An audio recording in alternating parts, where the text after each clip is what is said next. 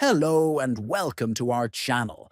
Today I will guide you on how to provide feedback to the SofaScore app on your Android phone. Whether you want to report an issue or suggest a feature, this step-by-step video will help you share your thoughts directly with the SofaScore support team easily. First, open the SofaScore app on your Android device. Make sure you are in the Profile section by tapping the profile icon at the bottom. At the top right corner, tap the Settings icon to access App Settings. After that, scroll and select the option labeled Give us feedback. Then, enter your email address so the support team can contact you if needed.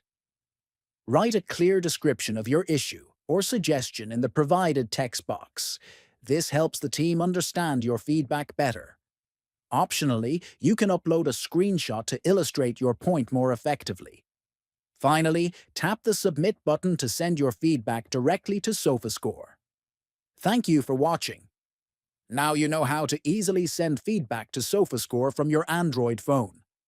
Don't hesitate to share your ideas or issues with them for a better app experience.